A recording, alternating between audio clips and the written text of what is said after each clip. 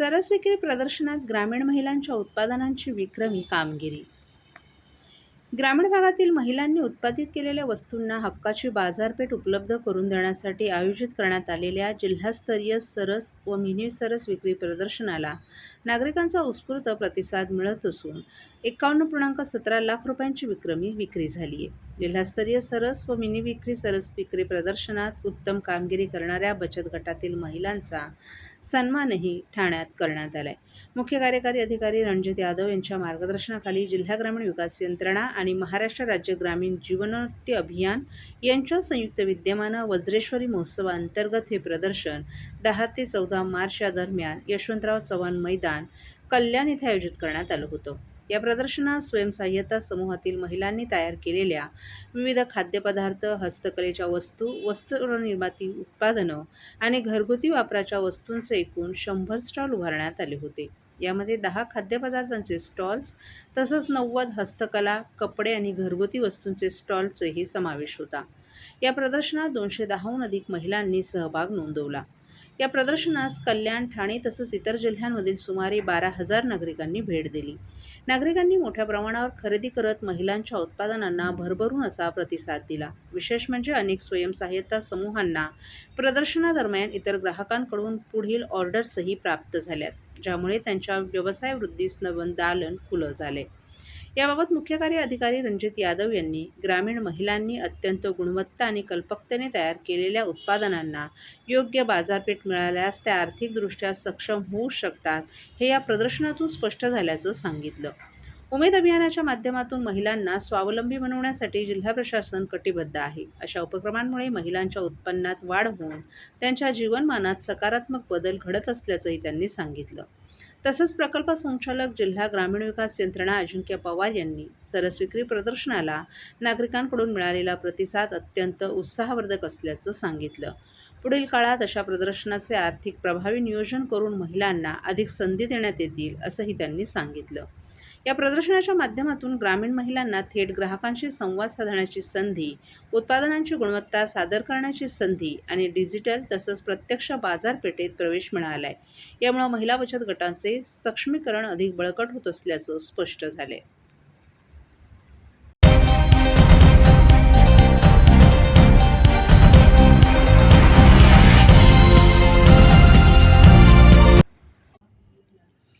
महाराष्ट्र राज्य शिक्षक परिषद प्राथमिक विभागाच्या वतीने महाराष्ट्र राज्याचे शालेय शिक्षण मंत्री राज्यमंत्री पंकज भोयर यांची शिक्षक परिषदेचे संस्थापक तथा जनसेक ठाणे विधानसभा मतदारसंघाचे विद्यमान आमदार संजय केळकर आणि शिक्षण परिषदेचे राज्याध्यक्ष राजेश सुर्वे यांच्या नेतृत्वाखाली भेट घेऊन तमिळनाडू सरकारनं घेतलेल्या TET बाबतच्या निर्णयानुसार आपल्याही राज्यात तमिळनाडू सरकारच्या धर्तीवर निर्णय घेण्यात यावा अशी मागणी केली आहे. सर्वोच्च न्यायालयाच्या निर्णयानुसार प्राथमिक आणि माध्यमिक शिक्षकांना 2 वर्षात शिक्षक पात्रता परीक्षा उत्तीर्ण होणं बंधनकारक केल्यानंतर राज्यात शिक्षक संवर्गातून पदोन्नतीनं पदं भरण्याच्या प्रक्रियेत शिक्षक पात्रक परीक्षा उत्तीर्ण असणं अनिवार्य करण्याचा निर्णय शालेय शिक्षण विभागानं घेतला आहे. राज्यातील 1ली ते 8वीच्या वर्गाला अध्यापन करणाऱ्या शासकीय, निमशासकीय असंख्य शिक्षकांना TET, CTET परीक्षा 2 वर्षात उत्तीर्ण होणं बंधनकारक करण्यात आली आहे. राज्यातील 1ली ते 8वीच्या वर्गाला अध्यापन करणारे अनेक सेवाज्येष्ठ शिक्षक पदोन्नतीसाठी पात्र आहेत. अशा सेवाज्येष्ठ शिक्षकांना पदोन्नतीनं पदोन्नती, मुख्याध्यापक, केंद्र प्रमुख, केंद्र समन्वयक, विस्तार अधिकारी, विषय शिक्षक पदकांना CTET परीक्षा उत्तीर्ण होणं बंधनकारक आहे. राज्यातील स्थानिक स्वराज्य संस्था आणि खाजगी शिक्षण संस्थांतील शिक्षक भरतीसाठी पवित्र प्रणालीमार्फत शिक्षक पात्रता परीक्षा CTET, TET घेण्यात येते. ही परीक्षा उत्तीर्ण होण्याकरिता अनुसूचित जाती आणि अनुसूचित जमाती, विमुक्त आणि भटक्या जमाती आणि इतर मागास वर्ग, दिव्यांग यांच्यासाठी 5% गुणांची सवलत म्हणजेच उत्तीर्ण होण्यासाठी 55% गुण आवश्यक आहेत. तसंच माजी सैनिक, शहीद सैनिकांच्या पत्नी आणि त्यांचे कुटुंबीय यांना 15% गुणांची सवलत देण्यात येते. म्हणजे उत्तीर्ण होण्यासाठी 45% गुणांची आवश्यकता आहे.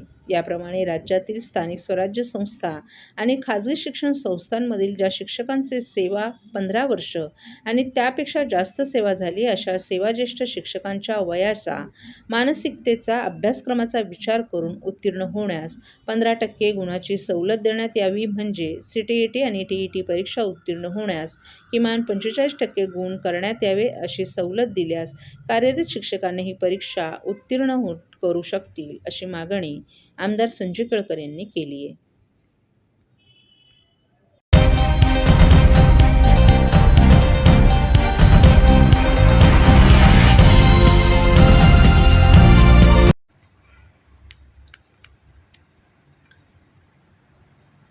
ठाणे महानगरपालिका आणि साहिल आर्ट मोशन यांच्या संयुक्त विद्यमाने राबवण्यात येणाऱ्या बालरंगकर्मी योजनेअंतर्गत तयार करण्यात आलेल्या एका बटरची बेटर गोष्ट या लघुपटाचं अनावरण उत्साहपूर्ण वातावरणात आज महापौर शर्मिला पिंपळकर यांच्या हस्ते डॉ. काशीनाथ घाणेकर नाट्यगृह येथे करण्यात आलं.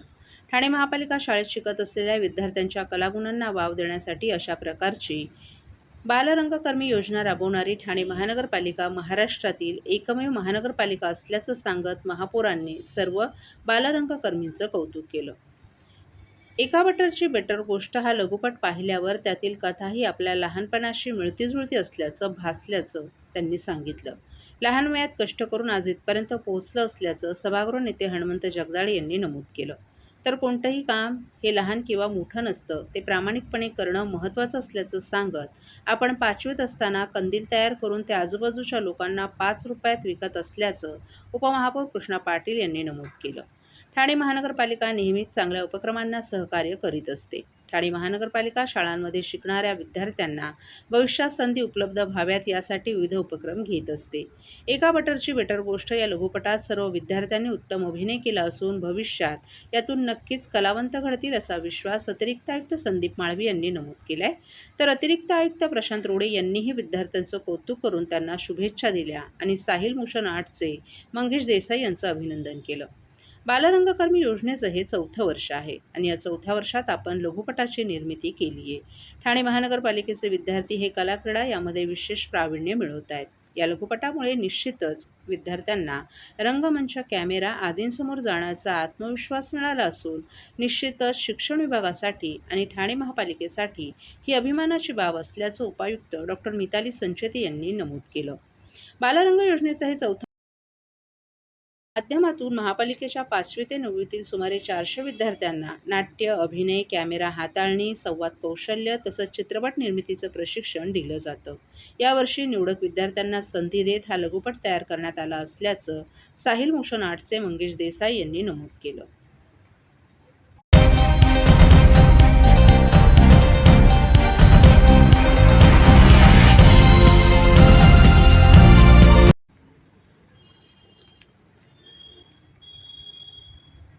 चैत्र शुद्ध प्रतिपदेच्या शुभमुहूर्तावर ठाण्यात चैत्र नवरात्र उत्सवाचा जल्लोष अनुभवायला मिळणार असून शहर भक्तिमय वातावरणात न्हाऊन निघणार आहे. आनंद चॅरिटेबल ट्रस्टतर्फे आयोजित या उत्सवाचं यंदा हे 31वं वर्ष असून राजन विचारे यांच्या मार्गदर्शनाखाली हा सोहळा पार पडेल.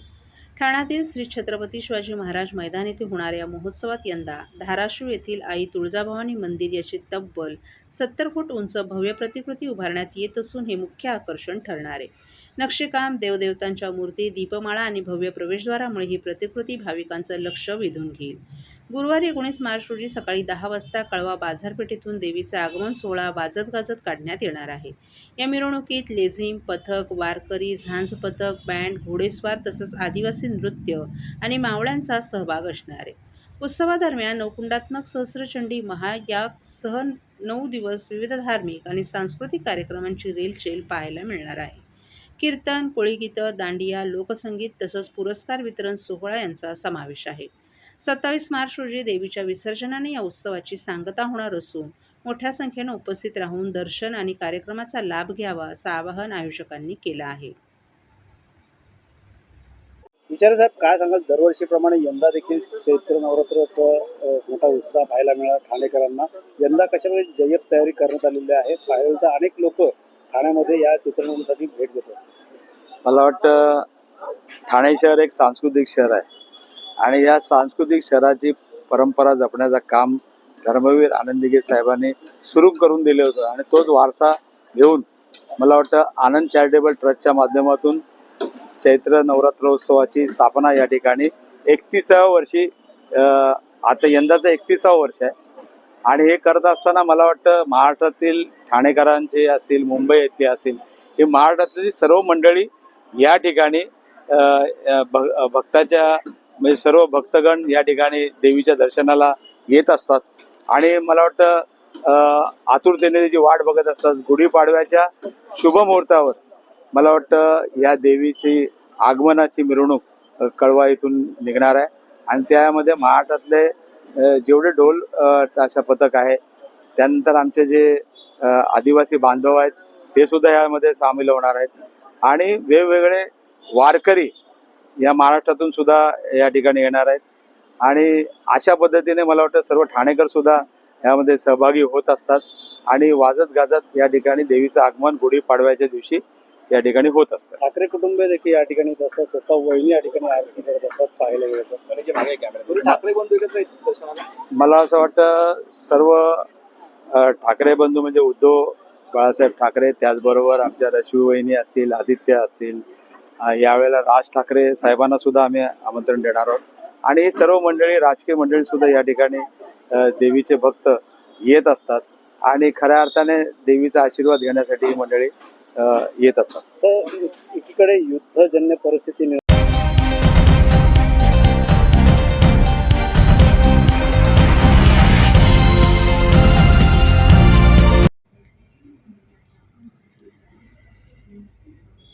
महिला पोलिसांनी वाहतूक नियमांचं अचूकपणे कर्तव्य पार पाडावं. प्रशासन त्यांच्या सोबत आहे. कर्तव्य पार पाडत असताना त्यांनी आपल्या आरोग्याची देखील काळजी घ्यावी, असे आवाहन ठाणे शहर वाहतूक विभागाचे उपायुक्त पंकज शिरसाट यांनी व्यक्त केले.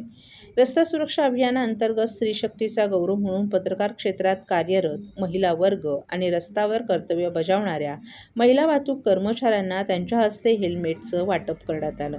महिला दिनाचं औचित्य साधून रविवारी ठाणे शहर वाहतूक शाखा आणि मेयर वायबोटिक्स यांच्या वतीनं कापूरबावडी येथील मंथन हॉलमध्ये हेल्मेट सुरक्षा उपक्रम राबवण्यात आला. रस्ता सुरक्षा अभियानाअंतर्गत स्त्री शक्तीचा गौरव म्हणून महिला वाहतूक कर्मचाऱ्यांच्या कार्याचं कौतुक करण्यात आलं. घर सांभाळून कामात चोख कर्तव्य बजावणं अशी दुहेरी जबाबदारी महिला पार पाडतात. त्यामुळे आरोग्याकडे त्यांच्याकडून अनेकदा दुर्लक्ष होतं. ही बाब विचारात घेऊन त्यांच्याकरिता ठाणे पोलीस आयुक्त आशुतोष डोंबरे आणि पोलीस आयुक्त डॉक्टर ज्ञानेश्वर चव्हाण यांच्या मार्गदर्शनाखाली आणि मेयर कंपनीच्या पुढाकारानं अस्थिरोग तज्ज्ञांमार्फत बोन डेन्सिटी मोफत आरोग्य शिबिर आयोजित करण्यात आलं होतं. यावेळी महिलांना हेल्मेटचं वाटपही करण्यात आलं. उपस्थित महिला पोलीस कर्मचाऱ्यांना संबोधित करताना शिरसाट यांनी स्त्री शक्तीच्या धैर्याला सलाम केला. तर मेयर कंपनीचे संचालक राजेश तावडे यांनी आम्ही नेहमी स्त्री शक्तीला प्राधान्य देत आले असल्याचं सांगितलं.